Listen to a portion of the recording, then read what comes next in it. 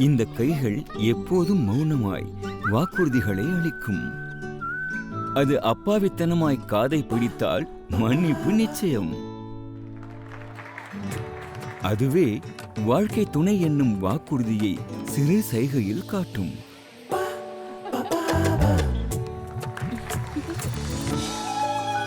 கைகள் தலையை சுற்றினால் திருஷ்டியை கழிப்பதாகும். அதுவே தலை மீது அமர்ந்தால் ஆசீர்வாதமாகும்.